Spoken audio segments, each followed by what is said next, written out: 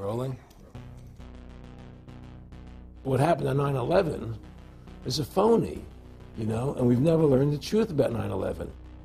The whole agenda is to create a one-world government where everybody has an RFID chip implanted in them. All money is to be in those chips. And this is given me straight from Rockefeller himself. This is what they want to accomplish. Aaron, what do you think women's liberation was about? We, the Rockefellers, funded that. We funded women's lib. They do whatever they want to do. What we want doesn't matter anymore. It's their agenda, it's their plans that matter. They have all the money they want. They can make all the money they want. They have a machine that can make all the money. It's not about money. It's about control. It's about their vision of how they want to see the world. You hear George Bush saying democracy means freedom. No. Democracy equals New World Order. I believe God put me on this earth to be the best person I could be, and put everybody on this earth to be the best they can be. You have to stand up for what's right in life. And unless you do that, you're nothing.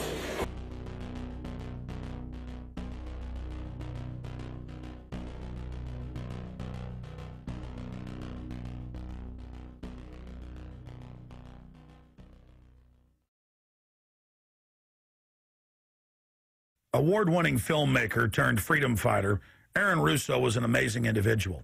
He'd been battling cancer for more than 3.5 years when he began making America Freedom to Fascism, that he shot, directed, edited, pretty much on his own with just the help of a few people.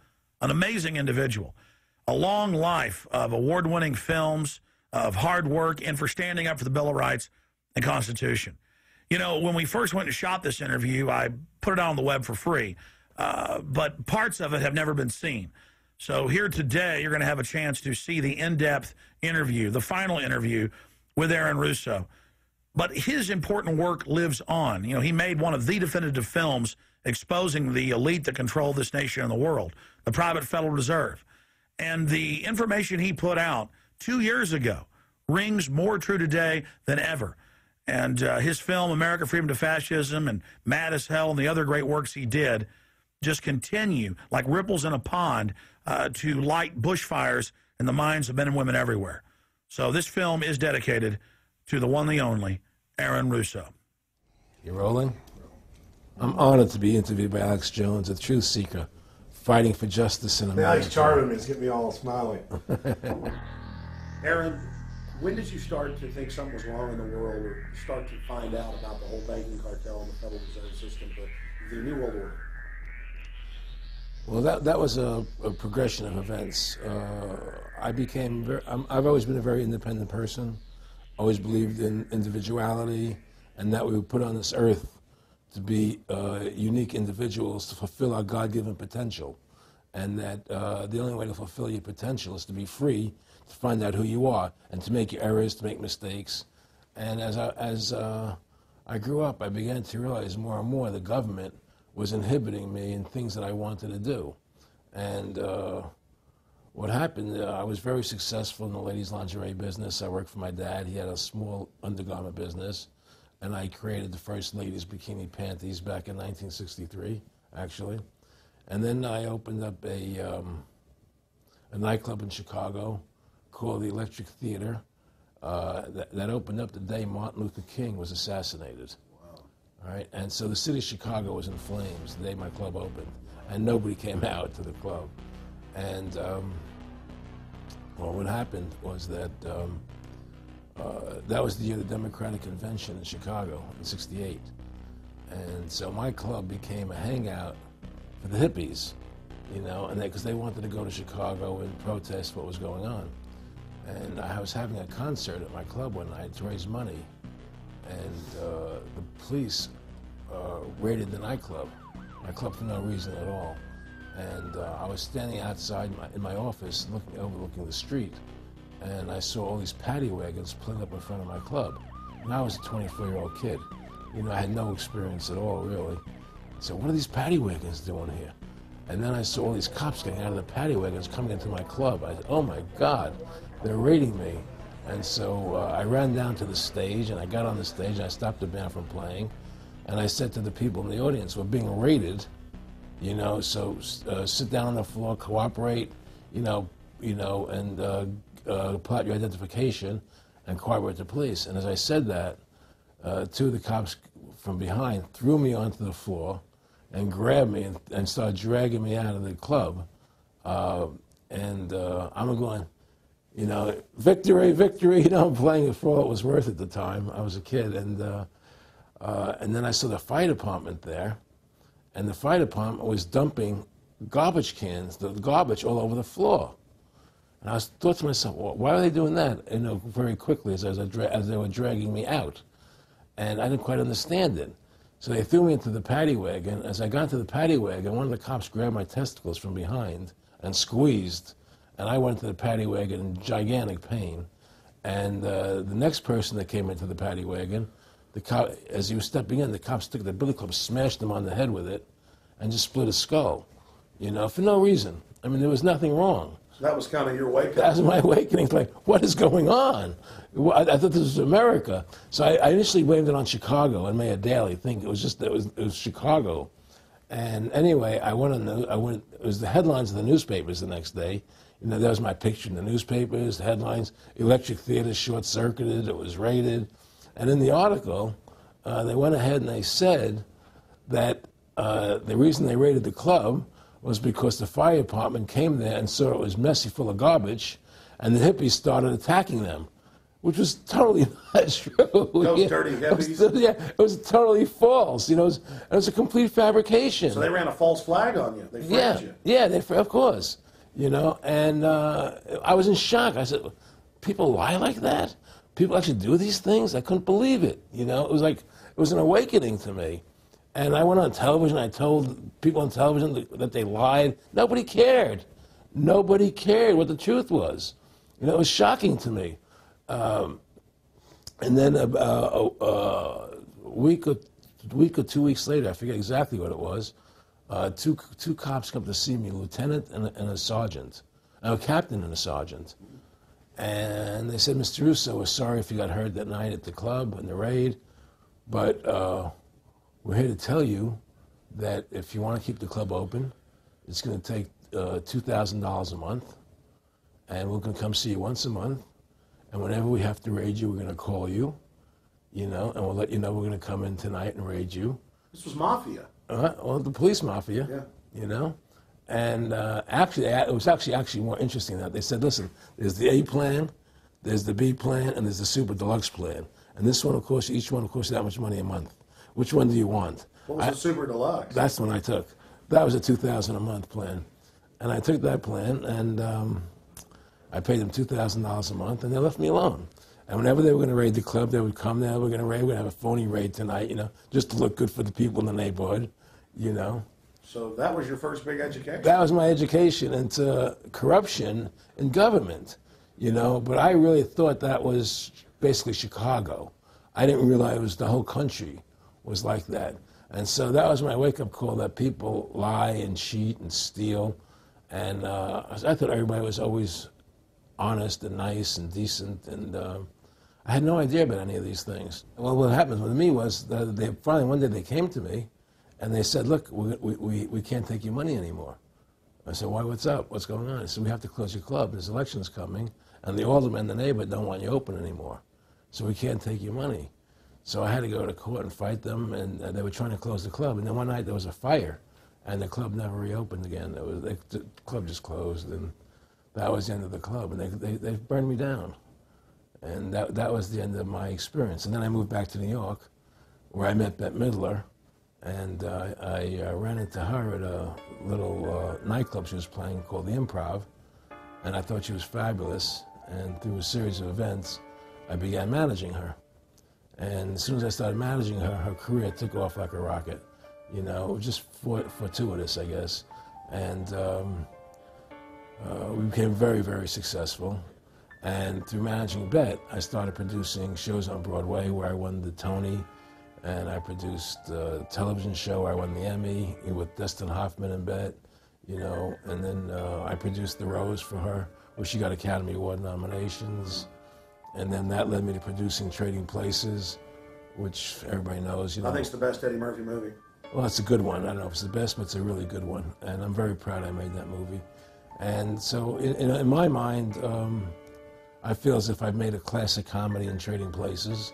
a classic musical in The Rose, and a classic documentary in Freedom to Fascism. You know, so I'm very proud of my work that I've done as a filmmaker.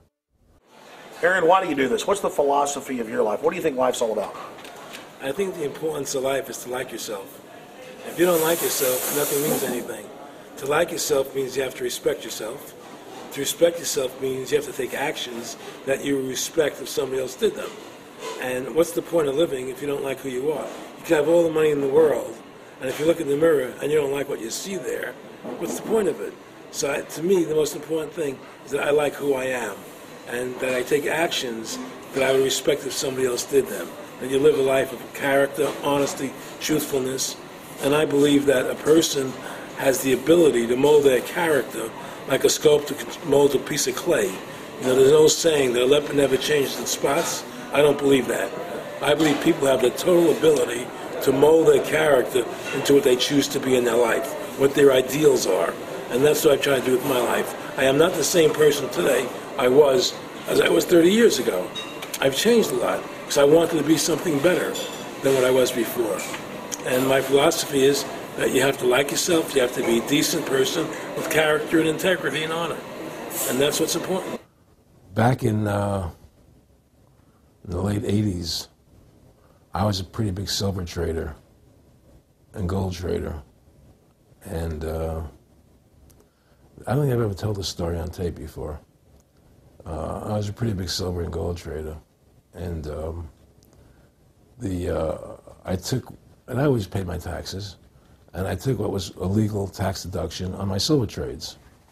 And a few years later, I think it was 88 or 89 or something, the IRS claimed that what I did, and other people did as well, was now illegal. We couldn't do it anymore. But they made it retroactive. I said, what do you mean retroactive? It was legal then. I did what was legal. I said, yeah, but now we're making it illegal retroactively. And that's not good. So you owe us $600,000 or $800,000. For what? It was legal. How could you make something retroactive? Change the law backwards in time. It makes no sense. Well, we're doing it. And so everybody said they can't do that. So we went to court, a class action lawsuit. And the judge agreed with the IRS and said they could do it retroactively. And that's when I knew that there was something wrong in America with the IRS and the system here. You know, Aaron, you were telling me this story last night, and before you even finished saying, in the late 80s, the tax law said retroactive. And I knew that because they literally ruined my dad, but he paid.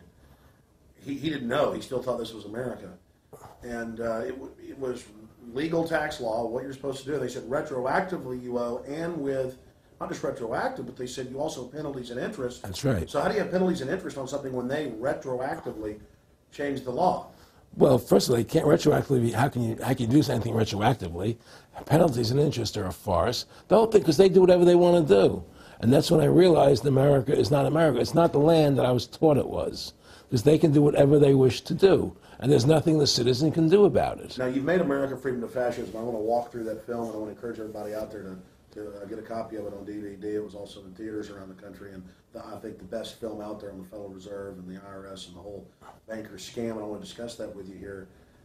But I wanted to go back a little bit to the point that we discussed last night, where you don't advise people to not pay.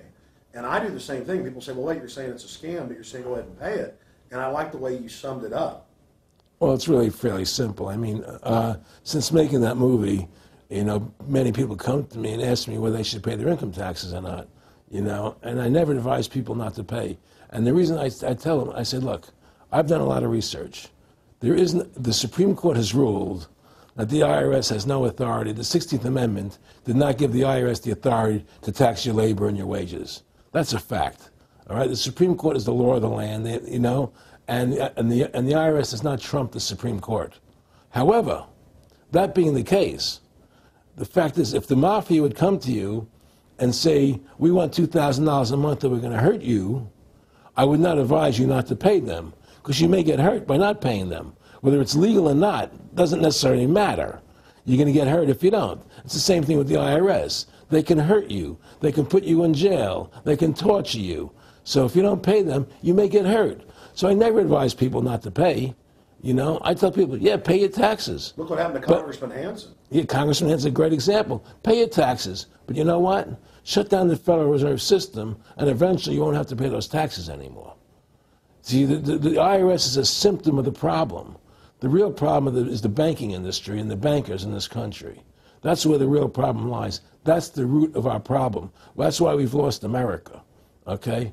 So, yeah, pay your taxes, because if you don't pay them, you might get hurt. And I've heard all the arguments, you know, what tax protesters say and so on and so forth. And I don't call them tax protesters. I call them the tax honesty movement, because they're being honest, you know, at least. But the fact of the matter is, you're being forced, you're being compelled to pay it because you're facing jail sentences, you're facing time, you're facing corruption of the courts if you don't pay, right? And so you pay it, because you just like you'd pay the mafia. But with the mafia, at least you have the government to call and try and help you to get past the mafia, to protect you. Here you have nobody to protect you. The American people are living in a matrix.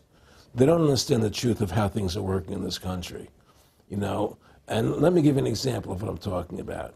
The very fact is that if you ask 100 people on the street, what kind of government is America supposed to be? 99% of them will tell you a democracy. America is supposed to be a democracy. But that's a lie. That's an illusion. The word democracy is not written into the Constitution at one time.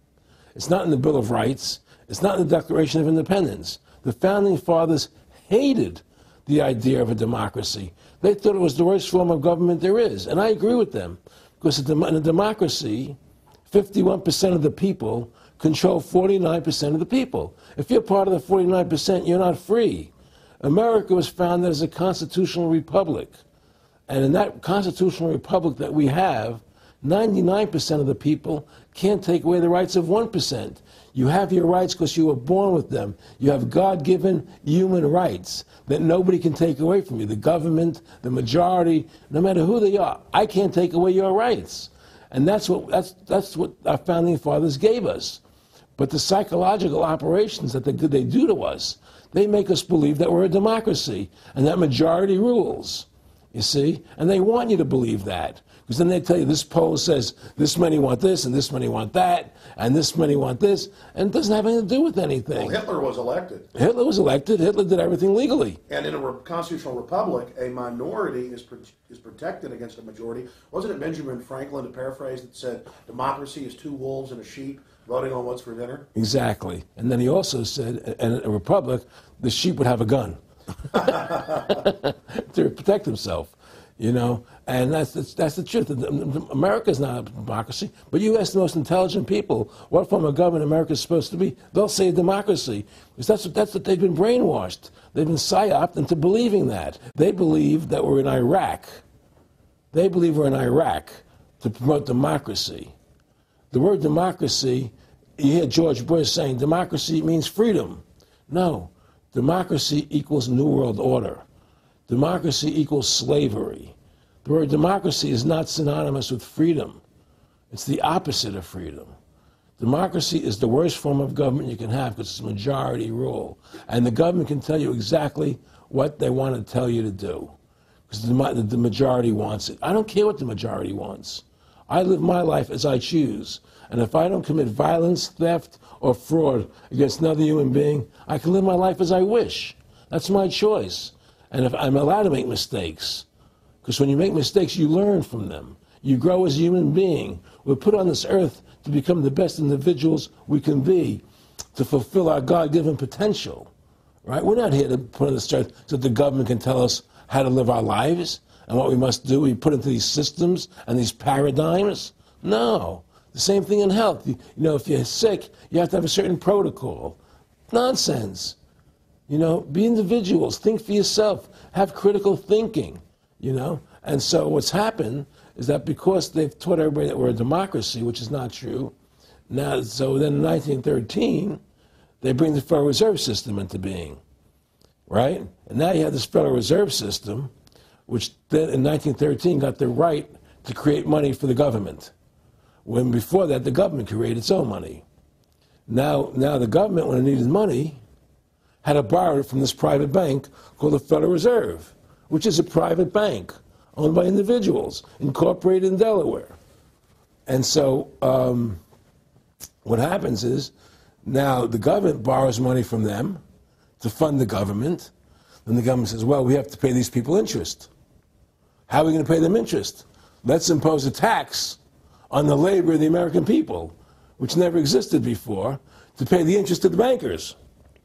In fact, in 1980, Ronald Reagan said not one red cent of your income tax money goes to run the country. It all goes to the Federal Reserve. Well, it was the Grace Commission report that said that not one nickel goes to the infrastructure of the country. You know. I guess Reagan quoted that. Then. Right, and so, but the point I'm trying to make is that by creating this Federal Reserve System, the government now became dependent on these private banks for money, and they started taxing us. You see, and so now what happens is that in 1935, I believe it was, Social Security started. And they gave Social Security cards, said not to be used for identification, the Social Security number right on the card, right? And through Social Security, they started deducting money out of your paycheck. That was the first time they were ever could take money out of your paycheck, because people agreed to it because they thought it was going to their retirement fund. And so then when they instituted the income tax again, they started taking money out of your paycheck because Social Security could do it. And then they could do it again. You see what I'm saying? And so now they've even taken control of the tax payment itself. I mean, literally like you're a slave, they're taking it right there when you make it. Exactly. They don't even trust the public enough to send them a check. Yeah. Right. So they take it out automatically because they know people aren't going to want to pay it. So what's happened is that through the implementation of the Federal Reserve System, the government has become vested in these bankers, and they get their money from the bankers. And so then they impose a tax on us, which makes us more slaves, makes it more difficult for us to survive, right? Giving them more profits. And now what's happened is that through the Federal Reserve System, the bankers have pretty much taken control of our government. It doesn't matter Republican and Democrat anymore, because they're both the same. Neither one of them are talking about shutting down the Federal Reserve System or stopping the payment of taxes, you know, or any of the big issues that face Americans, right? So I had a friend, Nick Rockefeller, okay, who was one of the Rockefeller family, and he, when I was running for governor in Nevada, he came to me, introduced himself to me through an attorney, and we became friends. We started talking about things, and I learned an awful lot from Mr. Rockefeller. And one of the things that we used to talk about was the ultimate plan of the banking industry, what they wanted to accomplish. And the goals of the banking industry, not just the Federal Reserve System, but the private banks in Germany and England, all over Italy, all over the world, they all work together. They're all central banks. And they're all part of the Communist Manifesto. You know, central banking is one of the major planks of the Communist Manifesto. We talk about America being a capitalistic country, but yet at the same time we have a central bank that plans everything for us, right? And the graduated income tax is another plank of the Communist Manifesto, right? So right there you have two major planks of the Communist Manifesto that have been brought in because of the Federal Reserve System, okay? So the ultimate goal that these people have in mind is the goal to create a one-world government run by the banking industry, run by the bankers, and they're doing it in sections. The European currency, the euro, and the European Constitution is one part of it. Now they're trying to do it in America with the North American Union, right? And they want to create a new currency called the Amero, right? And the whole agenda is to create a one-world government where everybody has an RFID chip implanted in them. All money is to be in those chips, right? There'll be no more cash. And this is given me straight from Rockefeller himself. This is what they want to accomplish. And all money will be in your chips. And so instead of having cash, anytime you have money in your chip, they can take out whatever they want to take out whenever they want to. If they say you owe us this much money in taxes, they just deduct it out of your chip digitally. Total control. Total control. And if you're like me or you, and you're protesting what they're doing, they can just turn off your chip. And you have nothing. You can't buy food. You can't do anything. It's total control of the people. And that chip's connected to a database that has your purchasing records, what you do, what Everything. you sell. Everything is in there, you know? And so they want a one-world government controlled by them, everybody being chipped, all your money in those chips, and they control the chips, and they control people. And you become a slave. You become a serf to these people. That's their goal. That's their intentions. More than a decade ago, I began getting secret government documents, and we published them, where the feds were training the local police and the military that gun owners, conservatives, people that made frequent references to the U.S. Constitution were terrorists. That's a quote. But in 2009, it broke into the national media when we received the secret MIAC report from a state police officer, and that was in the state of Missouri, but the feds had written it, demonizing Ron Paul, people that wanted to end the Federal Reserve, people that wanted liberty and freedom. And now more secret reports have been released, like the Department of Homeland Security report, which the feds admit they wrote, that says returning veterans are the #1 terror threat in America, that gun owners are part of that #1 threat, that people buying ammo are the #1 threat. Think about this. You have these private bankers overthrowing the United States, and they're secretly training the police that gun owners and patriots and veterans are the #1 threat. So they're saying the American people that follow the Constitution and Bill of Rights that'll actually stand up against this tyranny are terrorists, because they are the terrorists. They are the criminals coming in with a corporate takeover, a hijacking of the nation. Eric, can you be specific about when you met Rockefeller, how it happened in these discussions? I met Rockefeller through a female attorney I knew who called me up one day and said, one of the Rockefellers would like to meet you. I had made a video called Mad as Hell, and he'd seen the video and wanted to meet me and knew I was running for governor of Nevada. So sure, I'd love to meet him. And I met him, and I liked him, and he was a very, very smart man. And we used to talk and share ideas and thoughts. And he's the one who told me 11 months before 9/11 ever happened that there was going to be an event. Never told him what the event was going to be, but there was going to be an event, and out of that event, we were going to invade Afghanistan to run pipelines from the Caspian Sea.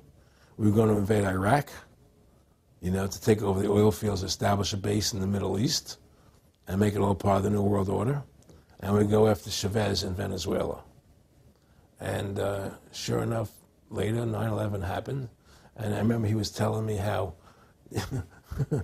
how you're going to see soldiers looking in caves for people in Afghanistan and Pakistan and all these places, and there's going to be this war on terror, which is no real enemy, and the whole thing is a giant hoax, you know, but it's a way for the government to take over the American people. He told you it was going to be a hoax. Oh, yeah. Oh, yeah. There's no question. He says, there's going to be war on terror, and he's just laughing. There's no, who are we fighting? I mean, why do you think 9/11 happened, and then nothing's happened since then? Do you think that our security is so great here that these people who pulled off 9/11, who were able to, can't knock down another plane? Come on, it's ridiculous. 9/11 was done by people in our own government and our own banking system to perpetuate the fear of the American people into subordinating themselves to anything the government wants them to do. That's what it's about, and to create this war, this endless war on terror. And that's why and that was the first lie. And the next lie was going into Iraq, you know, to get Saddam Hussein out with his weapons of mass destruction. That was the next lie. Now, specifically, this was a little over 6 years ago? This was 11 months before 9/11. Yeah. And Nick Rockefeller, who's a lawyer, he's become your friend over the previous years, and he's saying to you that there's going to be this big event, and then out of that we're going to have a war on terror, and it's just going to go on and on. Right, an endless war on terror without any real enemy. That you can never, so you can never define a winner. And did he say that it's going to be perfect because you can't define an enemy? It just goes on Yeah, and on? because you can't define a winner. There's no one to beat, so it goes on and on forever. and they can do whatever they want. They scared the hell out of the American public. Look, this whole war on terror is a fraud.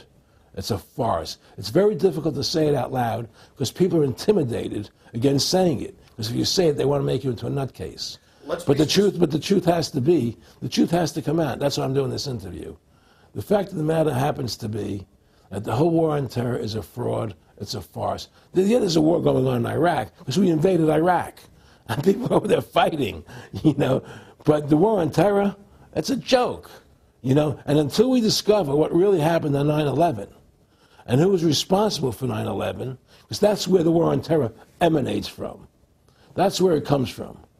It was 9/11 that allowed this war on terror to begin. And until we get to the bottom root of 9/11, the truth of 9/11, we'll never know about the war on terror. Aaron, you said that he was, and I think it's important, and I know this about the Rockefellers from Dr. Dennis Cuddy and many others who literally, you'll be 20 years old in a lunch line at college, and it was David Rockefeller. And here's your, I mean, they're experts at recruiting and getting what they call players, and that clearly he was, I mean, I want to make it specific and just get you to reiterate what you said last night about you got 30% of the vote, you were having an effect, you made mad as hell, they knew that you'd started the Constitution Party, yeah. They knew that you were somebody who was taking action and getting things done, you'd already made some big films, had a lot of other successes, right. So they were trying to recruit you, and didn't it come down to the point of, hey, we are here to recruit you, and don't worry, your chip's going to say, don't mess with us, you know, this guy's don't touch. Yeah, yes, that did happen. Now, I was definitely being recruited, but it's more subtle than that. Well, in your words, just go through the process, and then what he said. Well, what it is remember, we were friends, and we used to go to my house a lot. We'd have dinner, we'd talk, and he'd tell me about business investments, how you get involved in, you know, or they would help me with this business investment or that business investment. And was I interested in joining the Council on Foreign Relations? You know, I would have to get a letter to join them, but was I interested in that? And, you know, just stuff, you know, leading you on. And I used to say to him that I never really did that because that wasn't where I was coming from. You know, as much as I like you, Nick, you know, your ways and my ways, we're on the opposite side of the fence. You know, I don't believe in enslaving people, you know, and he would come back with, oh, I do? Or? Well, it would be more like, you know... It's better for them. Well, it's more like, you know, how do I put it? It was like, what do you care about them? What do you care about those people? What difference does it make to you? Take care of your own life. Do the best you can for you and your family. What do the rest of the people mean to you? They don't mean anything to you. They're just serfs. They're just people. You know, it was just a lack of caring, you know, and that's just not who I was. It was just sort of like cold, you know. It was just like cold, you know. And I used to say to him, what's the point of all this? You have all the money in the world you need. You have all the power you need. What's the point? You know, what's the end goal? And he said the end goal is to get everybody chipped, to control the whole society. To have the bankers, the elite people, you know, the bankers and some governor controlling the world. And I said, do all the people in the Council on Foreign Relations believe this way you do? He said, no. You know, most of them believe they're doing the right thing. A lot of them believe it's better off being socialistic. You know, we have to convince people that that socialism is really capitalism. Because America is becoming a socialist country. It's a communist country today. And here we are years later after Aaron Russo points out that this is not a capitalist or free market country, but is really socialist. In fact, here's the cover of Newsweek. We are all socialists now. But this isn't the socialism the public thinks it is, where the government robs from the rich to give to the poor. Actually, it's always the big banks, the elites throughout history that fund socialism. They want to use the middle class's money to basically domesticate the working class and expand the size of government so it can basically, in the end game, eradicate the middle class and have a giant submass of uneducated slaves who have no chance of ever rebelling against the tyranny, and a tiny elite in control of it all. And that is the very nature of this New World Order system. They are using big government to strangle competition, to take control of the people, to break up the family, to basically set up a global plantation or neo-feudalist state? Well, one of the things they told me was that he was at the house one night, and he would talk, and he started laughing. He said, "Aaron, what do you think women's liberation was about?" And I said, I had pretty conventional thinking about it at that point. I said, I think it's about women having the right to work, getting equal pay with men, just like they won the right to vote, you know? And he started to laugh. He said, "You're an idiot." And I said, "Why am I an idiot?" He said, let me tell you what that was about. We, the Rockefellers, funded that. We funded women's lib, you know? And we're the ones who got all over the newspapers and television, the Rockefeller Foundation. He says, "And you want to know why?" He said, "There were two primary reasons." And they were, one reason was we couldn't tax half the population before women's lib. And the second reason was, now we get the kids in school at an early age. We can indoctrinate the kids how to think. It breaks up the family. The kids start looking at the state as the family, as the school, as the officials, as their family, not as the parents teaching them. And so those are the two primary reasons for women's lib, which I thought up to that point was a noble thing. You know, when I saw their intentions behind it, where they were coming from when they created it, the thought of it, I saw the evil behind what I thought was a noble venture. Aaron, did you know that Gloria Steinem, in one of her own books, now admits the CIA funded Miss Magazine? No, I had no idea about that. No, I never heard that. Yeah, we're going to... CIA funded Miss Magazine? Funded Miss Magazine with the stated goal of taxing women and breaking up the family. No kidding. I never heard that. Well, Nick told me. I mean, I know it, but not because I know the CIA was involved in it. Well, Gloria Steinem was proud of it. Oh, the CIA wanted to help women. No kidding. So they funded it, yeah. And of course, it's divide and conquer. Right, and of course. What they do is they focus in, obviously, on real problems. Women were getting shafted in many ways, but the elite wasn't planning to help them. They were planning to really shaft them and take men away from them. Look at what they did with black families. You only had about 10% illegitimacy 50 years ago in black communities, and now it's over 90%. And look at welfare. You were going to give you some money, but you can't have a man in the house. Right. And so that was further to degrade the family. Totally destroyed. And now illegitimacy is over 50% in the general population. Right. Well, see, the whole thing is these people control the money, so they make all the rules. You understand? And they put whatever rules they want into effect. And the truth is, America has really become a socialist, communistic country. And everybody says it's a capitalistic country. It's not a capitalistic country. You know, how could it be capitalistic when you have a central bank? That's the first. It can't be. You know, It's a planned economy. It's a planned economy. It's a phony. If they want to create prosperity, they just print dollars. They just make dollars or put digits into the economy, and now you have prosperity. You don't have real prosperity. You don't have real manufacturing. You just have money being injected in. It's an infusion of credit, which only makes the government go into more debt. Into more debt. The Federal Reserve is poison to our country. Of course it is. It's poison. Whoever makes the money makes the rules. Rothschild said that, and they make the money. Why are we allowing these private bankers to make the money for our country? It makes no sense. Why are we paying interest to these banks to make money for us when the government can do it itself without paying interest and without all that debt? There's no answer to that question, and it's the question no politician will raise. Everybody talks about America's debt, how much debt we're in. We're in debt because we have to borrow money. But we don't have to borrow money. They designed it so we go into debt. Exactly. We can create the money and back it by gold so they can't create too much of it. So you don't have the inflation. And do what the founding fathers gave us. But instead, the bankers make the money, they control the government, they buy the politicians, they tell us who gets into office. You have computer voting, that's a fraud. They do whatever they want to do to us.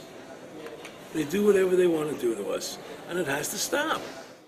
My friendship with Nick Rockefeller was one where we expressed ideas to each other and thoughts and philosophies, and he wanted me to become part of what they were doing, and for me to become a member of the CFR, and offered various business opportunities for me to get involved in, and for me to not take up the fight or the battle that I've been taking up in the past, you know, to drop that idea, because what was the point of my fighting for the people?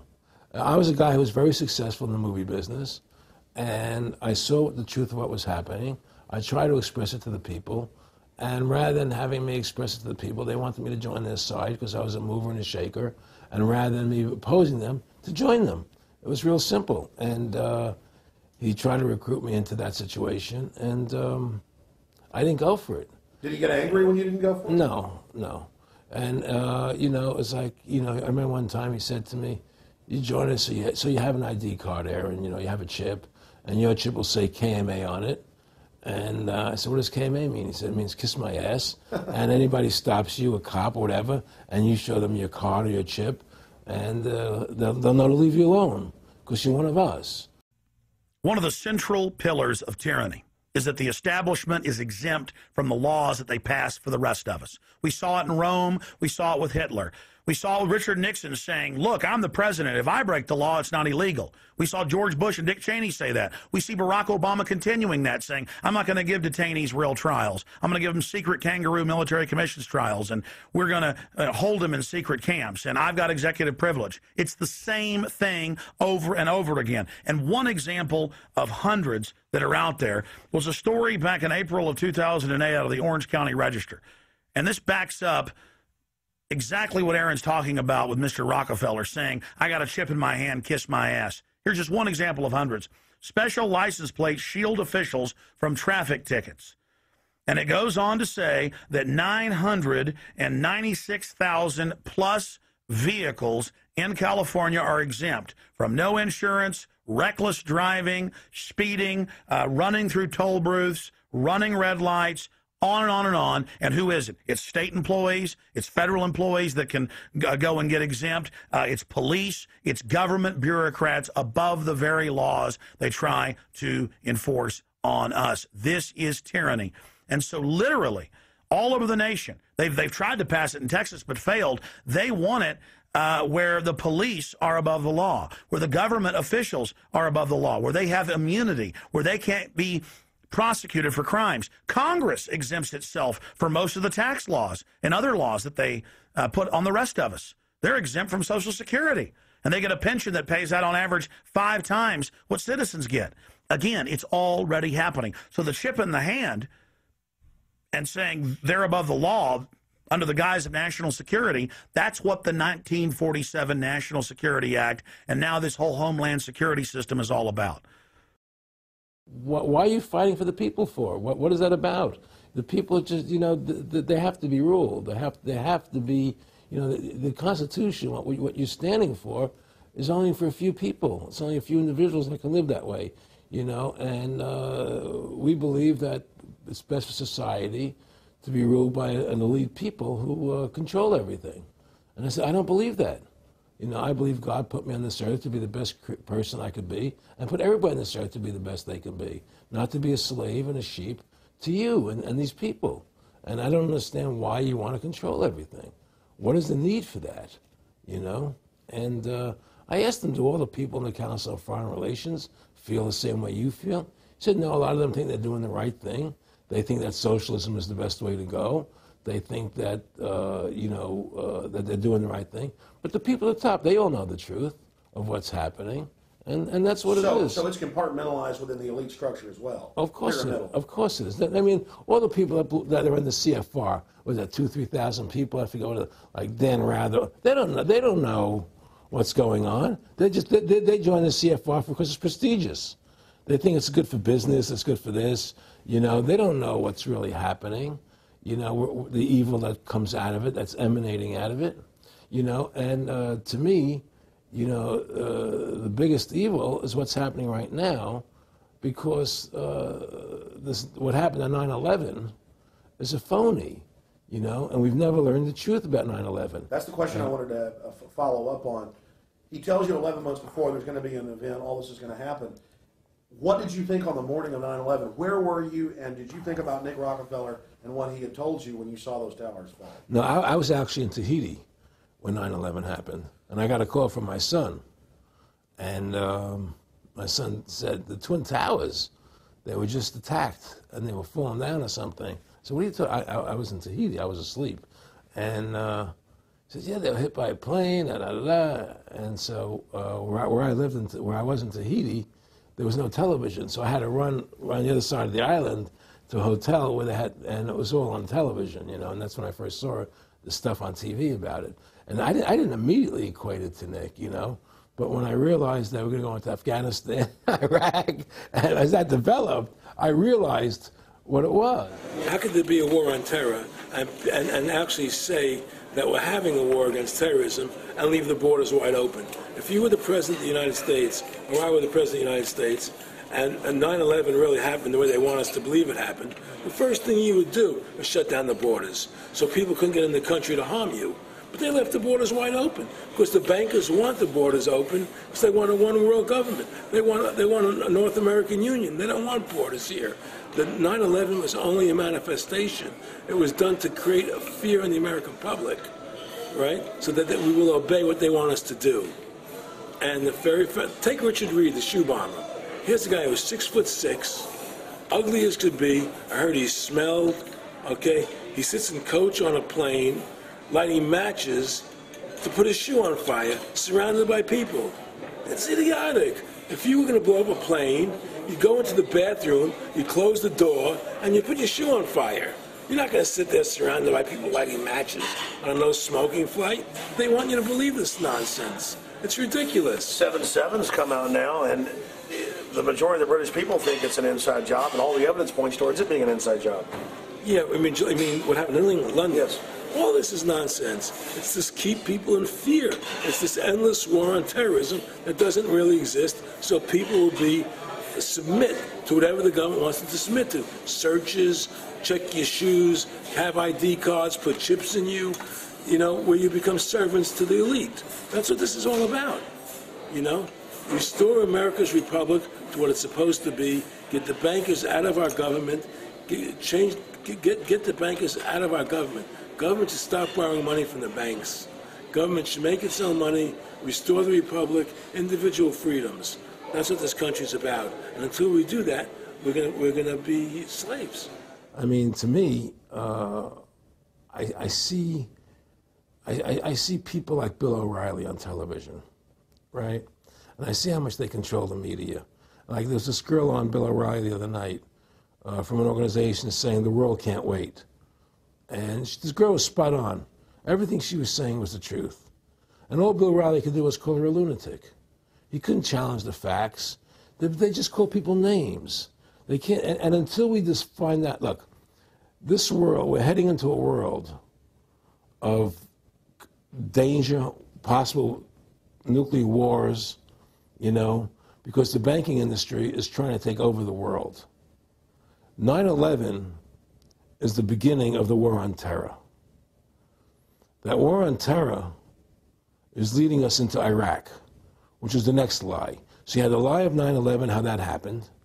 Nobody knows how Building 7 came down. Okay, we know 9/11 was a fraud. The American people don't know it, but more and more of them are believing it. Okay, so that was the first lie. Besides the inception, I'm not going back to the inception of the Federal Reserve, that original lie. But 9/11 was the first lie in this present state we're in. 9/11 is the kickoff of the war against the American people and the people of the world. 9/11 was a phony. It's a fraud. It didn't happen the way they told us it happened. Now, because of 9/11, we then had the authority to go into Afghanistan and Iraq. Iraq didn't have weapons of mass destruction. Okay? So that was the next lie. Now they're talking about going into Iran. Now, how would you feel if you were Iran and you had this big, powerful country, America, go into your next-door neighbor, take over their oil fields, right? Wouldn't you be worried that what they were going to do to you? Of course you're going to be worried. But the people of America don't think about it from Iran's point of view. They think about it from our point of view. So now we're going to send more troops into Iraq and keep building up because they want Iraq and the Middle East to become part of the New World Order. And Iraq was using, Saddam wanted to start using euros instead of dollars, right? He was messing up their whole consumption. Iran wants to start using euros instead of dollars. They have. Okay? So I'm saying what they're trying to do is preserve their power. And one lie leads to the next lie, leads to the next lie. And until you get to the root cause of 9/11, which is supposedly the war on terror, we'll never solve our problems here. Should we send more troops into Iraq? Should we not send more troops into Iraq? Well, the truth is the fact is that it all goes back to this war on terror.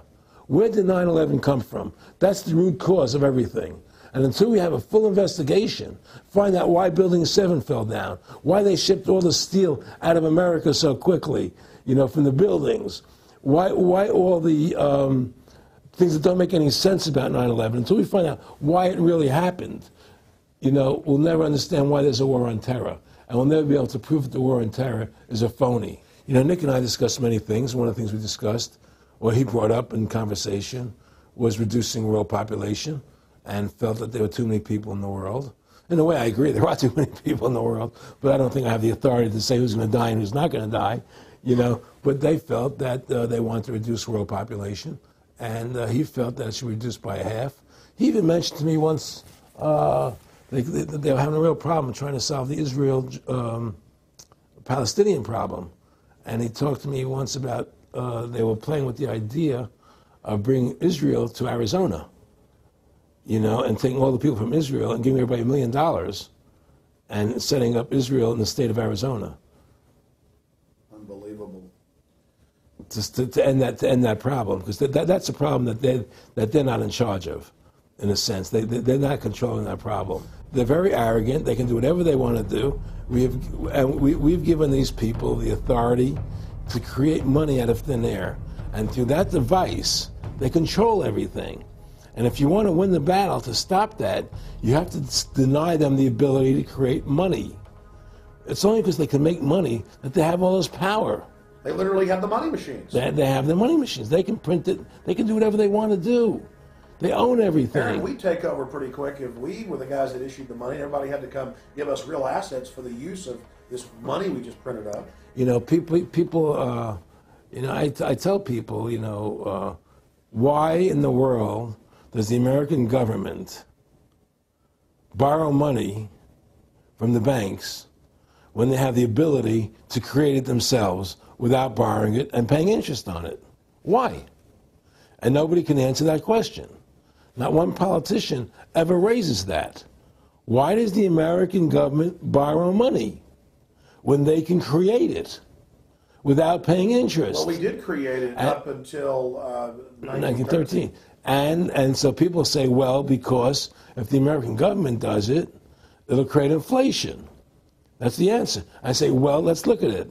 The American government has the Federal Reserve do it, which creates the same inflation as if they did it. But also with the inflation, now you're getting massive debt. So with the Federal Reserve, you have inflation and debt. Now, if the American government made the money, backed by gold, which limited the amount they could make, you wouldn't have debt and you wouldn't have inflation. But inflation was only about 50% from the 1780s, I've looked it up, until the late 1800s. And then we have the central banks already trying to cause some panics, which they then used to push the Federal Reserve. And if we look at inflation since 1913 into 2007, it's exponential. In fact, a dollar is worth about 2 pennies what it was worth in 1913. Federal Reserve Chairman, former Federal Reserve Chairman Alan Greenspan, doubled the money supply from 2000 to 2006. And then Edward Bernanke, the new Fed chief, came in and said he's going to double it again in the next 2 years. And then he said, now I'm going to make the money supply numbers secret. And so now we don't even know. Right. But the evidence is they are just, in the curve of inflation, it gradually grows. And then suddenly at a point, it goes straight up. And it seems it's parabolic, yeah. Parabolic. But the thing is that the only thing I disagree with you on from early 1800 to 1913, there was no inflation other than during the Civil War. When Lincoln was Well, printing. I'm talking about how much a dollar was worth. And I know it never changed. There was no inflation. In that whole 100 years, there was no inflation. People knew what the money was worth. They could retire. They knew what it would cost them to live their lives out. There was no problem. It was only since 1913, when the Fed came in, that we created massive inflation and massive debt. So then what you said earlier, then there really wasn't inflation. There was no inflation. So you don't get inflation when the government issues the money, at least in the U.S. history. Well, not if it's backed by gold. Well, exactly. But I'm talking about, and I did look this up, and I believe that if you look after the country was set up, and some of the things that happened with Andrew Jackson and the rest of it, there were points where it spiked and there were manipulations. There were points, mostly during the Civil War. Yeah. And that's because Lincoln printed so much money. Exactly. That's right. But once that ended, but basically there was no inflation other than that during that short period of time. I mean, a loaf of bread was a loaf. Of course, the same thing. People could plan their lives. Today, they planned inflation. Now you have two parents working. They can't afford to pay for their family anymore. The kids are going to state-run schools now. The kids are being indoctrinated how to think. They're being given Ritalin. They're being given all these drugs. The whole country's being dumbed down. It's all because of the Federal Reserve System. And the Federal Reserve System and these bankers are responsible for the demise of America. And if we ever want to win this battle, you must shut down the Federal Reserve System. And we must shut down these bankers and restore sound money to this country. Will you talk a little bit about some of the families that own the private Federal Reserve, the stock in it? And I mean, obviously, you say you're not a big expert on Bilderberg Group, but you talk about how it's the same system worldwide. It is the same families. They meet and kind of set the policy each year, and then it goes to the Royal Institute of International Affairs in England, it goes to the CFR in the U.S., and then these are their management bodies where they wield control, really the de facto Congresses over the nation. So, I mean, I would like to get you to speak some about the families that own and run the Federal Reserve, and if you can't connect it into these other international bodies. Well, I can't speak to those families because I can only speak about, you know, what I know for fact. Everything else is speculation, and I don't like to speculate. You know, I know about Rockefeller because I was friends with him. We talked about it, and I can tell you firsthand. What did Rockefeller tell you about the Federal Reserve and their family owning part of it? Well, he said the New York Fed is the main controlling interest of the Federal Reserve System. They control the bulk of it. So the New York Fed is really the Federal Reserve System. Even though there's 12 different banks, it's run by the New York Fed. And the New York Fed is basically the Federal Reserve System. So who's ever running the New York Fed is where, and the families that control it, control the New York Fed. And they're the main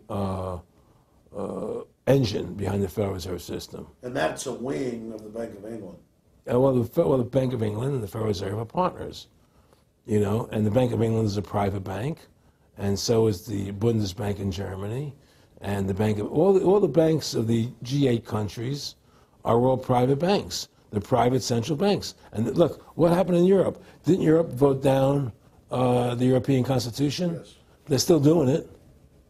Didn't they vote down the Euro? They're still doing it. They don't care what the people vote. They do whatever they want to do. What we want doesn't matter anymore. It's their agenda, it's their plans that matter. Isn't that prima facie evidence of a tyranny? Well, there's no question we're in tyranny. There's no question we're living in a world where the American citizen is no longer a free individual human being to do the things that they wish to do. You know, we're slaves, and it's getting worse. What do we got to do to bring these people down? In my opinion, you must shut down the Federal Reserve System. And I think that there has to be an uprising. There has to be an uprising. People have to stand up. I can't do it alone. You can't do it alone, Alex. And we need to get a majority of people, not a majority of people, but It was 5% won the war against the British, a highly motivated group. But I agree, people have got to get angry first. I mean, not just, yeah, we know it's corrupt and that lackadaisical. We got to get pissed. People don't seem to have the courage to do what they have to do, you know? I want to say you've got a lot of courage. Well, thank you. You know, I don't know if I have a lot of courage. I just have I want to thank you for what you're doing for my family. Well, I have a sense of conscience and I have a sense of justice. You know, I get nervous about what I do, but I do it because there's no other choice. You know, I couldn't live with myself if I didn't do it, you know? But the fact of the matter is, I mean, I've ostracized myself pretty much from Hollywood. You know, people are afraid to deal with me in Hollywood a lot because of what I do and the things I say. You know, I don't go along with routines. You know, a lot of people in Hollywood know the truth. They're not willing to stand up and speak about it. You know, and I know many of them have seen my movie, you know, and they know I'm right, and they won't talk about it because everybody's afraid. Everybody's afraid because they think that this money they get, these Federal Reserve notes, are really money, and they think they have a comfortable lifestyle, and they're afraid to change. You know, they're afraid to stand up for what's right. And until people are willing to stand up and have the courage to do what they need to do, it's not going to change. And hopefully, you know, what you're doing, what I'm doing, what other people like us are doing, can affect the change, that people will stand up and say, hey, I've had enough. The thing is, we have one advantage, that they need us to cooperate. See, if we don't cooperate with them, they can't win. And so they always need our cooperation to go along with their programs. So they try to sell us. Right. They try to sell us. Democracy, this majority says this, believe in this, do that. The war on terror, you know, we got to be scared. You know, let yourself be scared. They're always trying to do things to sell us so that we'll go along with them. And once we learn not to cooperate with them, then we win the game. And that's the point. Don't cooperate with them. Don't go along with the program anymore. Stop it. Join forces. You and I should run for president and vice president and take over this country and bring freedom back to this country. You know, that's what it's takes. Two people like you and I, statesmen, who believe in freedom, who believe in Thomas Jefferson and the Constitution and the Founding Fathers to make this country whole again. Because right now it's in the grip of the evil ones, you know. And the only way to stop that is for good men to stand up. Was Edmund Burke said, evil can only thrive when good men do nothing? Yes. Right? We got to do something. That's what it is, you know. Silence is golden, but when it comes to your freedom, it's yellow. You know, we have to stop being scared. We have to stand up and do what's necessary to take back, to stop these bankers, these elite, this government full of lies, congressmen full of liars, you know. People destroying our borders, you know, creating a government. I mean, imagine this. Here you are in America, and they're combining America, Canada, and Mexico into one country, the North American Union, and the American people don't know anything about it. It's not even in the press. They'd rather talk about Rosie O'Donnell and Donald Trump calling each other names than discussing the fact that we're merging into one country. The press doesn't even report it. Or that Paris Hilton doesn't wear underwear. Yeah, Britney Spears. But I mean, who cares? I mean, the fact of the matter happens to be that tells you how controlled the media is. Here you are combining America, Canada, and Mexico into one country, and you don't see it in the press. Unless maybe it's Lou Dobbs. You don't see it in the press.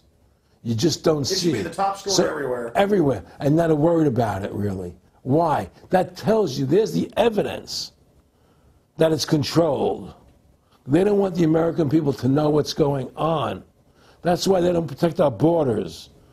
That's why we're losing our Constitution, the very document that secures our freedoms. There is a rising tide against it. There is a rising tide, but we have to mobilize. We have to mobilize. And we have to get all the good people in this country to stand together and say, I'm not going to take it anymore. Well, I think if you analyze the situation, and if you realize that since the Federal Reserve has come into being in 1913, illegally, without a constitutional amendment, by bribing a few senators during Christmas vacation, they turned over the most important power that the American government has, the creation and issuance of money, to a private bank. Through that private bank issuing money, they have destroyed this country. They have destroyed the purchasing power of the money in this country. They've created social programs that are destroying this country. Thanks to the work of Aaron Russo and Ron Paul and many others, folks are starting to find out who the real enemy is. Offshore private banking corporations that have engaged in a hostile corporate takeover of the United States and almost every other nation on the planet. And the private Federal Reserve is their beachhead here in the United States. Ron Paul has introduced H.R. 1207 that at time of taping has over 87 sponsors, just to audit the private Federal Reserve that arrogantly says it's above all U.S. laws and above all three branches of government and that no law enforcement can investigate them. I mean, how asinine is that? How above the law is that? How ridiculous is that? Everybody else gets audited. Nobody else is above the law but them, this group of plutocrats, this group of polycentric bankers that are setting up this neo-feudal world system. Now, they've taken over our government, both Republicans and Democrats. There's no difference anymore between the two parties. They control both parties. It doesn't matter to them which one wins, because who's ever running for president will be someone they anoint, okay? Whether it's Hillary Clinton or John McCain running for president next year, they're going to be people that are going to do what they want them to do. And the fact of the matter happens to be that you can't win an election unless you have enough money to win. They make sure who gets the money. The most important point is they control both parties.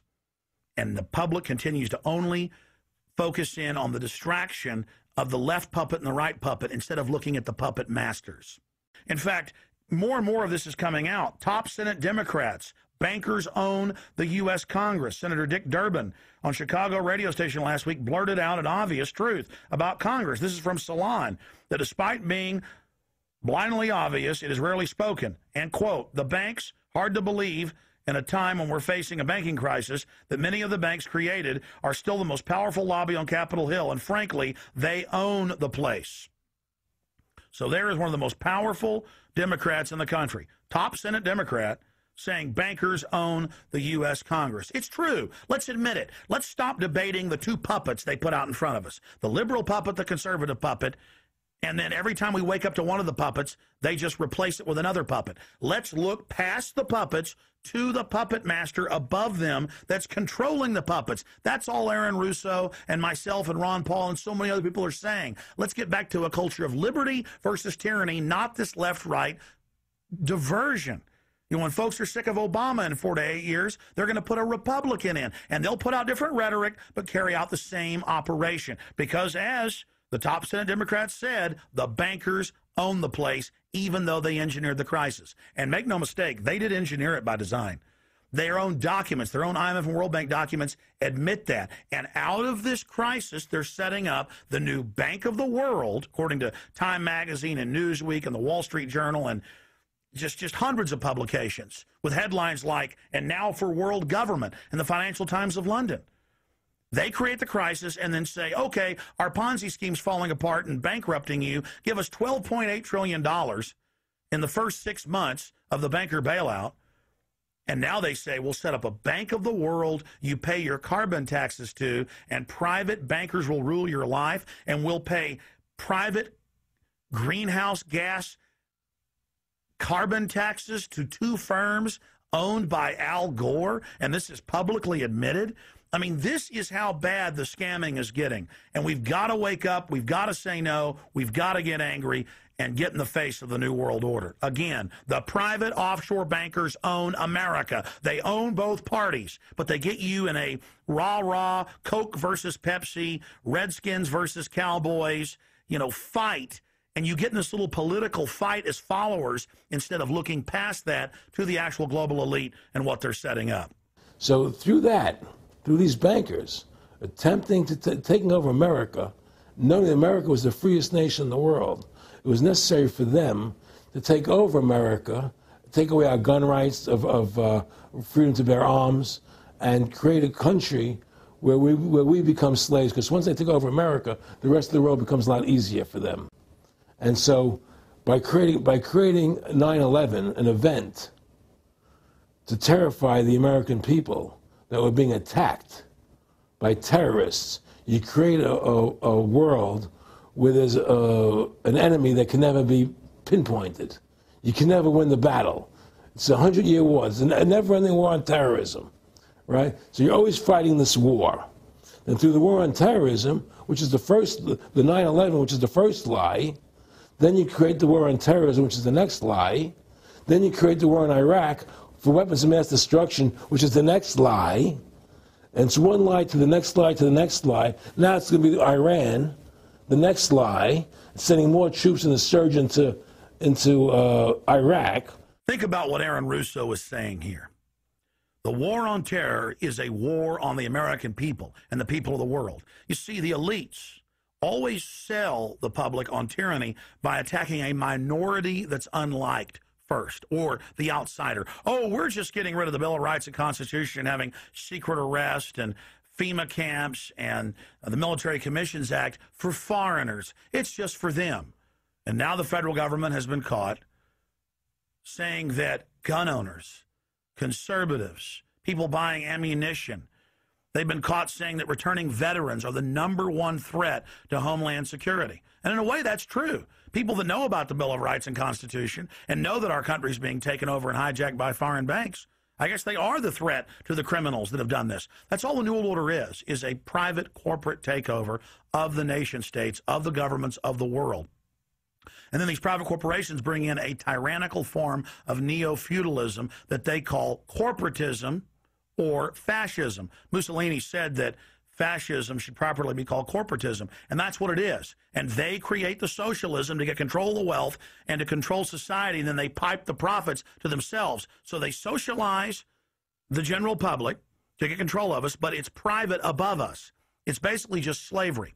Now, think about what Aaron Russo was saying here, and it's absolutely true. This is a war on the American people. They build Homeland Security, they build the police state in the name of fighting foreign enemies, and then they flip it all around to use it against the American people, and the MIAC reports and the DHS reports and the rest of it. This whole thing was set up for the people, and Aaron Russo nailed it. It's just one thing leading to the other, and it's always with the event. It's always in the point of taking over more countries, more dominance. You know, making sure the American dollar, making sure the G8 stays in control of everything. And what they want to do is to control the American people, control the people of the world, put RFID chips in everybody, so everybody's a slave to these central banks. Did you ever talk to Nick Rockefeller after he told you all this and then 9/11 took place? No. No. No. But he did. I told you. He told me that you're going to see men running around caves looking for Osama bin Laden. You know, you're going to see men looking for, you know, these guys, and they're going to be, you know. They told you it was all going to be bull. It's a phony. The whole thing is a fake. It's a fraud. Was he laughing, or was he just coldly saying this? No, it's more laughing, cynical, laughing. You know, it's more like, look how stupid everybody is. Look how stupid everybody. We can do whatever we want to do. Well, it is ridiculous. It's like with al-Zakari. They claim they killed him like 14 times. And then they never said, well, we didn't kill him last time, but we killed him this time. They never even, now they're like practicing being ridiculous. Well, what about bin Laden being in the American hospital, getting kidney help? Yeah. Right? In the American hospital, right? They could, if they wanted Osama bin Laden, they could have gotten him. Oh, yeah. He was right in the American, after the coal. Well, every time our troops really would keep catching Taliban leaders, they would be ordered by the generals to let them go. That's come out in the newspapers, but only here or there. And they kept going, and then Pat Tillman was complaining about it, and then he got shot. I've talked to his brother. Oh, you did? And then he got shot, and there was a big hero charging Al-Qaeda. No Al-Qaeda, somebody shot him in the back. Look, we're dealing with complete evil. We're dealing with complete evil. And until the American people wake up and say, we don't want this evil in our country anymore, and we want to come back to a country of decency and goodness and integrity and honor, you know, we're going down that road. And that's what it's going to take. It's going to take people to stand up and say, we don't want to live in this kind of a world anymore. You know, I believe we should pull all our troops out of Iraq. I believe we should leave other countries alone. Let other countries live their lives the way they choose to. You know, stop trying to spread democracy around the world, which is the worst form of government there is anyway. Restore our republic to what it's supposed to be, and go back to what the founding fathers gave us, and try and restore that. Restore the republic. Like the point of everything is that we have to mobilize. Each one of us. You and I can't do everything, Alex. You and I may be leaders. We may be out there, and people listen to us, what we have to say, and follow us. But the truth of the matter happens to be, it takes all Americans to stand together, to stand tall, to mobilize and say, we're not going to take this anymore. I'm mad as hell. I'm not going to take it anymore. We're going to stand up and fight the battle. And you and I can't do this alone. We're just leaders of the thing. But other people have to join in with us and stand side by side, shoulder to shoulder, and say, I'm not going to take it anymore. That's what it's going to take to win this effort, and to stop cooperating with the government and with all their rules and regulations, and to wake everybody up, to hand out DVDs of my movie, to hand out DVDs of your movie, to educate everybody to what's going on. Well, if you don't fight the corruption and you don't stand up for what's right in life, you're going to end up being a serf and a slave, and you're leaving your children a world that you wouldn't want to live in yourself. So how can you, in decency, behave that way? You have to stand up for what's right in life. And unless you do that, you're nothing. Well, freedom and liberty is what people really want, you know, and it's time to stop the duplicity of the government from lying to us. You see, many people know the truth of what's happening in this country. They know the truth, like the numbers you gave about 9/11. But they're afraid to stand up. People have to find their courage and stand up and say, I'm not going to take this anymore. I know the truth, you know. And it's like they create a situation where if you tell the truth, you're considered a lunatic. You know, in other words, if someone goes on a TV show and says 9/11's an inside job, oh, you're an idiot, you're crazy. They call you names. You can't be afraid of that. Well, it doesn't work anymore. I mean, they have no facts. Just calling you crazy doesn't make you crazy. Well, we know that. They also go get kooks who are kooks to put them on and then say they represent us. That's right, exactly. Another tactic. Exactly. And Bill O'Reilly's great at that. Sean Hannity is great at that. They just put people on who they can dominate, you know. But why do you think guys like that, they're not stupid? I mean, I've talked to people that know them. They know the truth. Why do you think they decide to join the evil? That has to be in their hearts. I mean, I had the opportunity to do that, and then in my heart I couldn't do it. So it has. I mean, how could you or I consciously be involved in something like putting AIDS virus in black Africans' vaccines? I mean, what the hell? I mean, it's like we're not good guys either. I mean, I don't think I'm like some special perfect person. What the hell's wrong with this elite? I mean, what are they running around doing evil? I mean, they just run around continually doing evil. Well, I think a lot of them think they're doing the right thing.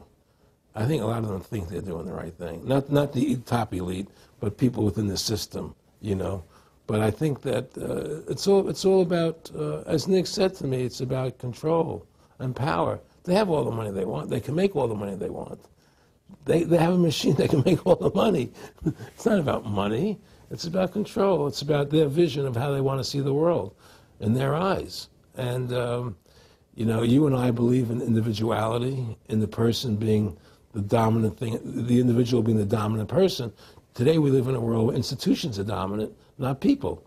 You know, the American, you know, we the people, by the people, for the people. Now it's we the institutions, by the institutions, for the institutions. People are secondary. It's all about corporations and institutions.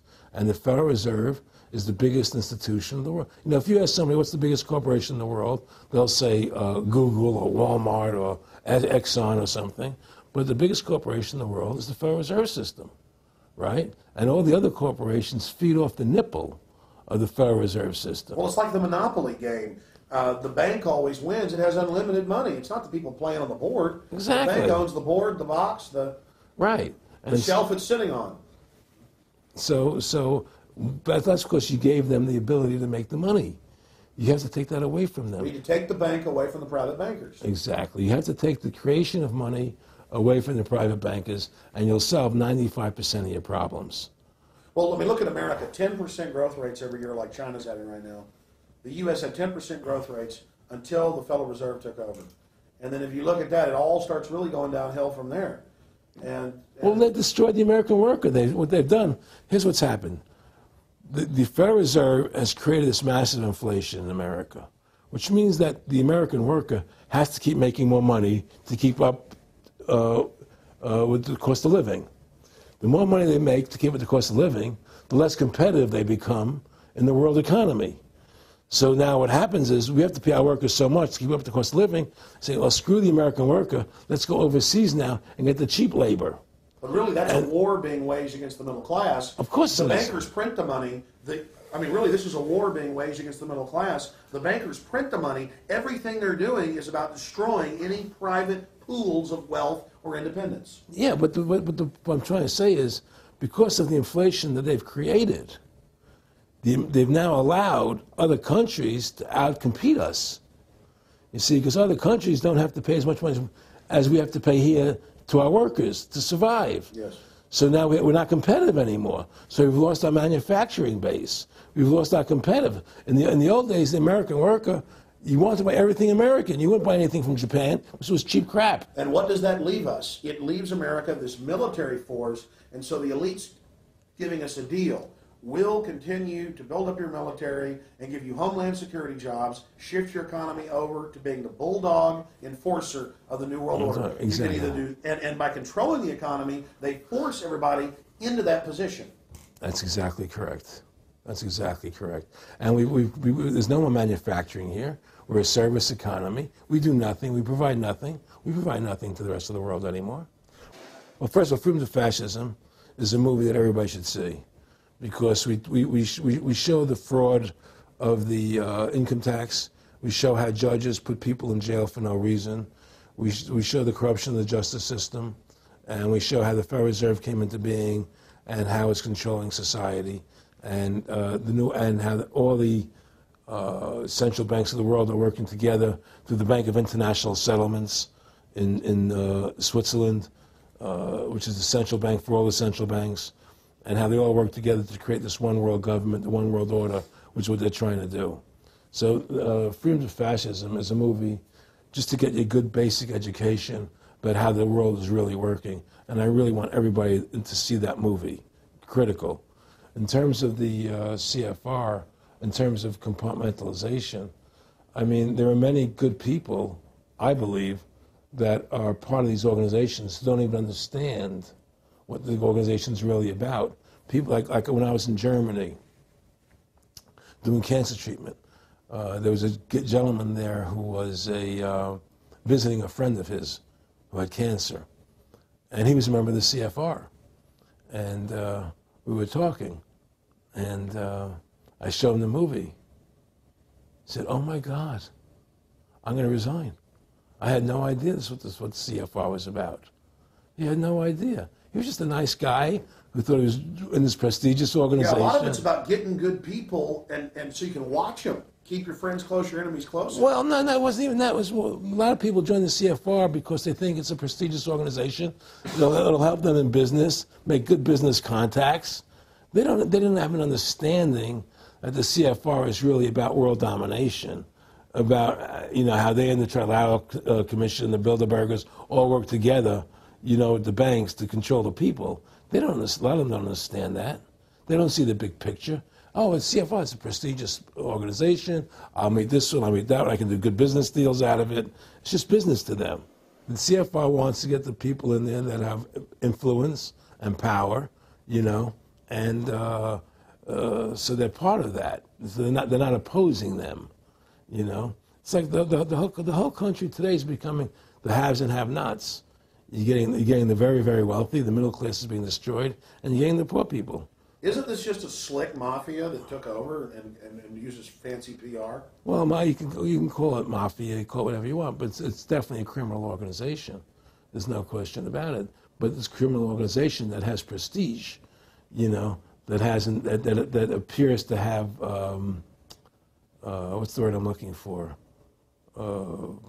Class, style. It's like, respected. It's respected. People don't look at it as being a criminal organization. That's what a great job they've done. People look at Alan Greenspan as being a hero. The maestro. What do you think happened with him in the late '60s? He wrote a big section, a chapter for Ayn Rand in a book, and he talked about how horrible the Federal Reserve was. We needed a gold standard. Now the bankers are robbing us. And then they literally came in and said, "Oh, and you see somebody who made a deal with Beelzebub." Well, exactly. You make a deal with the devil. I mean, it gave him a chance to be one of the most powerful men on the earth, and it gave him a chance to accomplish things he never thought he would accomplish in his life other than that. And it's very seductive. It's a very attractive perfume. I mean, I was attracted when they came to me and spoke to me about it. I thought about it. I was attracted to it, They asked me if I wanted to open up these nightclubs, open up a chain of Baywatch nightclubs, and we'll do this thing, we'll do that, and we can do this. I mean, all these things were proposed to me, business ventures. But you know what it is? It was your nature, though. It's the way you are. You couldn't take the deal. Well, I can't do that to people. I just can't be in a position where I can do that to other people. I have a conscience, and my conscience would not permit me to do that. People say I'm very courageous. I don't think I'm courageous. I think I have a conscience, and my conscience doesn't allow me to do that to people. It makes me feel sick. I just don't believe in it. No, I agree. When I do bad things, I feel bad. When I do good things, I feel good. Yeah, exactly. I feel the same way. And I mean, I don't know what's going to come out. I don't have that much money, but I've got some money. It's like, what more do I need? I can go on a trip if I want. I can help pay for my kids to go to school and have my wife, comfortable. How do I go out and screw people so I can have some more junk? Well, money's a funny thing. I was talking to Michael Eisner one day, and I said to Michael, you may have $1 billion, Michael, but they're all dollars. If the dollar goes bad, how much money are you going to have? you know, and that's the thing, you know. You know, everything is denominated in dollars. Everybody thinks in terms of dollars, but the dollar has no value. And then someday it's you know, everything returns to the mean. Well, really, the whole universe, financial universe we live in, is a matrix fraud. Yes, it is. And that's why it's going to come crashing at some point. And they're going to try and hold it up as long as they can. I mean, whenever they want to manipulate the markets, they can. If they want to send the price to go down lower, they can. If they want to send the stock market up, they can. They do that. There's no more free markets. You don't live in a society where free markets rule anymore. You don't live in a capitalistic society. You know? But meanwhile, they say it's capitalistic right. and free market all day, when really they're waging war financially and politically. Exactly right. Aaron Russo, I want to thank you for this interview. Anything else you want to add? No, I'm happy to do it for you. How about your website? My website, freedomtofascism.com. Go over there, take a look at it, you know. But just, folks, you know, all I can say is, you know, take our country back, restore the Constitution. Don't let these bankers do this to us anymore. Stand up, don't be afraid of them, and do what you got to do, you know. And I have plans in the works, and when I get over my problems, you know, we'll reveal them, you know. And well, I'll be supportive of that. Thank you, Alex. And listen, you've done a great job alerting people to the truth. And don't, in other words, don't be afraid to be ridiculed by these people. You know, if 9/11 was a phony, and I know it was, then stand up and say it's a phony. Don't be scared to tell the truth. Don't allow their you know, their powers of trying to make you look silly to frighten you. What do you think of what Charlie Sheen did? I love what Charlie Sheen did. I was so respectful of what he did. I just applauded him. People saw right through that attack. They flipped a light switch when they went after him. Yeah, but you see, they don't. You see, the thing is that more people don't come out and do it. You know, to build that wave. Charlie did it. I'm really proud of the guy. David Lynch did. But the media was smart and didn't bite this time. Right. I mean, a few people have, but they're not picking up on it because they control the media. James Brolin did on The View. I heard that. I heard that as well. But again, they're not picking up. Barbara Walters looked like she's about to have a heart attack. But they don't pick up on it. You see, they don't allow it to go anywhere. You know, it comes if someone says something, they let it die. You know, but they keep perpetuating, you know, the war on terrorism. They keep perpetuating all these things that are lies. And because we've given the Federal Reserve the money-making power, they control the media, they control the government, and they're all in bed together. So you're fighting all this propaganda all the time, and it's a very difficult fight. Americans, mobilize. Stand together, stand tall. Tell the government you're mad as hell. No longer cooperate with the government. Do not accept the national ID card. Do everything in your power to restore freedom and your individuality back to America. Stop being a country run by the institutions for the institutions. Let's go back to we the people, by the people, for the people, as opposed to we the institution, by the institution, for the institution. Stand up for your individual rights. Stand up for the godliness that's in each and every one of us. Thank you for watching this historic interview with Aaron Russo. Please don't just stand down after watching this film. Research the private Federal Reserve for yourself. Realize it is the main head on the Hydra that we have to go after. Realize that we can fight the political parties all day, but until we go after the heart, the root of the problem, nothing's going to get better. We have this ruling class of private bankers that issue all this fiat currency, and they have committed unbelievable crimes and have the audacity to claim that they're above the law. Ladies and gentlemen, now more than ever, we don't have a choice. It's us or them. Either the New World Order is removed from power, or the world faces more wars, more tyranny, and a nightmarish police state carried out by these eugenicists. So in the memory of Aaron Russo and every other freedom lover out there in history, and for the future of our children and the species, humanity itself, let's call for grand jury investigations of the private Federal Reserve.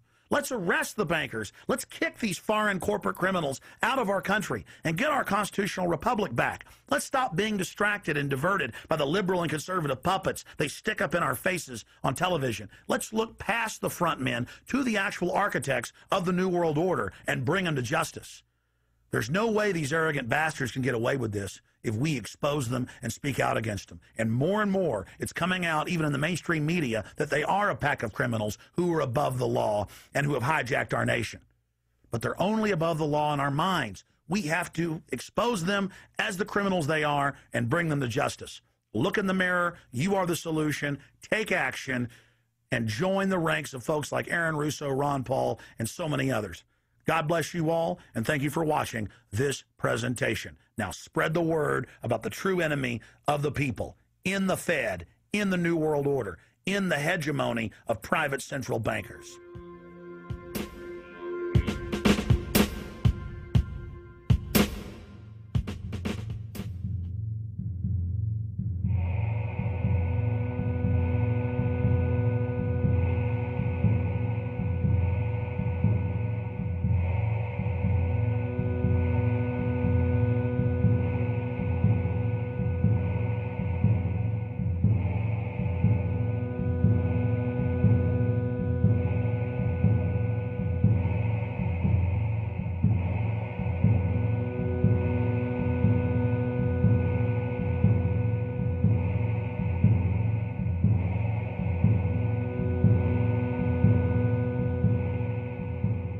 It is a big idea, a new world order.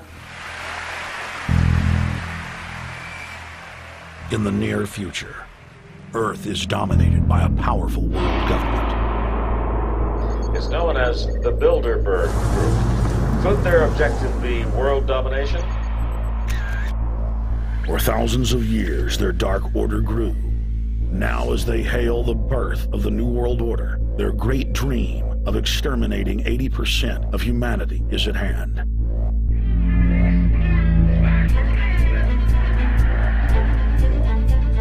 For the first time in history, the elite's plan for world government is blown wide open.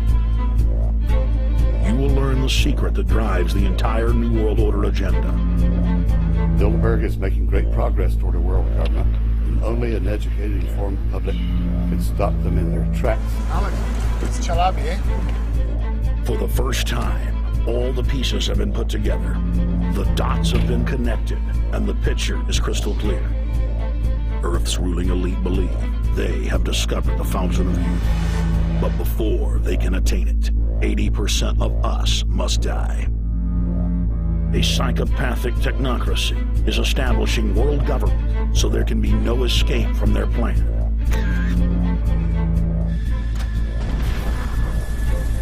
The New World Order is the old world order. I mean, it's just the names have changed, the appearances have changed. Most people have no idea. They're not after money. They have all the money they need. They're after power. That's their aphrodisiac. I was pulled out of the plane in Munich. They interrogated me for 4 hours. Some shots were fired. I need you to move off the property. Their great dream of exterminating 80% of humanity is at hand. Endgame. Blueprint for global enslavement. You have been warned.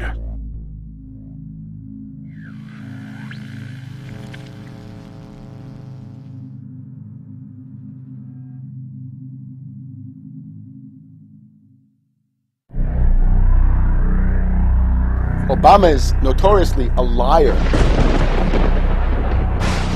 We need to go to where the real architecture of government is, and it's not in a president. Wall Street has hijacked Washington in broad daylight.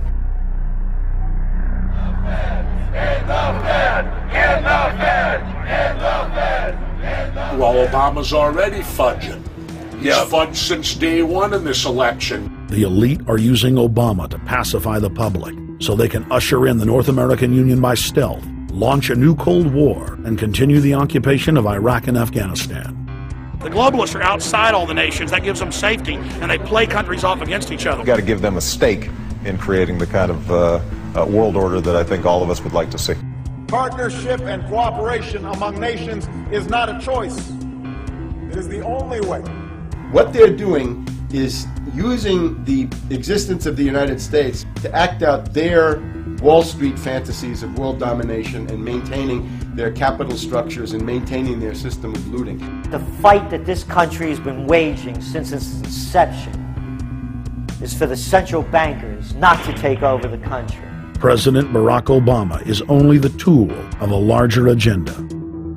Senator Obama had a desire to do some meetings. Others had a desire to meet with him tonight in a private way, and that's what we're doing.